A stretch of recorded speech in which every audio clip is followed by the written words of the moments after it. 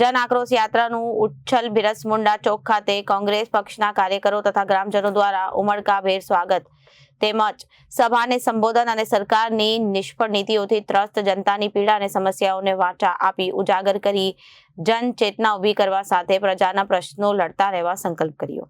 ગુજરાતના જનજનનો અવાજ હવે બુલંદ બન્યો છે। છેલ્લા 3 દાયકાના શાસનમાં જનતાને શું મળ્યું?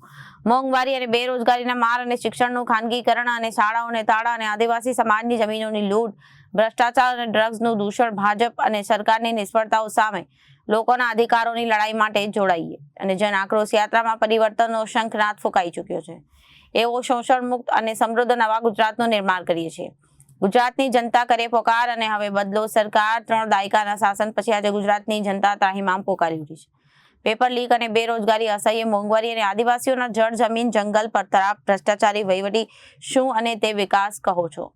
જો તમે આ અન્યાય સામે અવાજ ઉઠાવતા માંગતા હોય તો આજે પણ કોંગ્રેસની જન આક્રોશ યાત્રામાં જોડાઓ તેવી અપીલ કરવામાં આવી હતી। ગુજરાતના લોકોના જે પ્રશ્નો છે, ફરિયાદો છે, રજૂઆતો છે, જે દુઃખ છે, દર્દ છે, જે આક્રોશ છે એને વાચા આપવા માટે આયોજિત જન આક્રોશ યાત્રાના મંચ પર વિરાજમાન આપણા પડોતા પુત્ર વિધાનસભા કોંગ્રેસ પક્ષના અમારા નેતા, ભારત સરકારના પૂર્વ મંત્રી આદરણીય તુષારભાઈ ચૌધરી, એ જ રીતે આખો દેશ જેમને કોરોનાના કપરા સમયમાં જ્યારે હોસ્પિટલમાં ખાટલો નહોતો મળતો, ઓક્સિજનનો બાટલો નહોતો મળતો, ત્યારે આખા દેશમાં સૌથી વધારે જો કોઈ સેવા કરી હોય તો ઓલ ઇન્ડિયા યુથ કોંગ્રેસના પ્રમુખ તરીકે શ્રીનિવાસજીએ સેવા કરી અને એટલા જ માટે એમને આખા દેશમાં ઓક્સિજન મેન તરીકેનું બિરુદ મળ્યું। એવા શ્રીનિવાસજી માટે પણ એકવાર જોરદાર તાળીઓ થઈ જાય।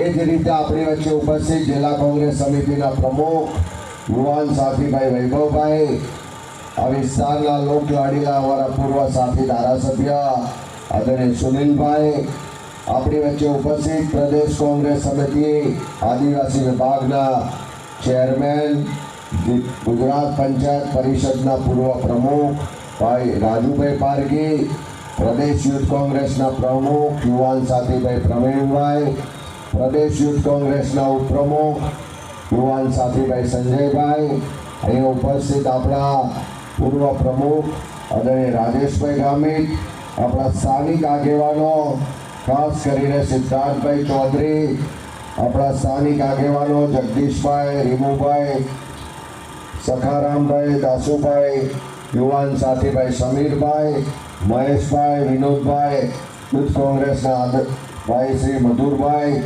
સ્નેહલતાબેન, સંગીતાબેન, હેમતાભાઈ, મુકેશભાઈ, તમામ અહીંના સ્થાનિક આગેવાનો, વડીલો, ભાઈઓ, બહેનો અને સાથી યુવાન મિત્રો, તુષારભાઈ વાત કરી એમ દેશ આઝાદ થયો, બાબા સાહેબ આંબેડકરના નેતૃત્વમાં બંધારણ બન્યો અને એ બંધારણનો અક્ષરે અક્ષર અમલ કરવાનું જો કોઈ કામ કર્યું હોય તો આઝાદ ભારતની પહેલી કોંગ્રેસની સરકારે કર્યું।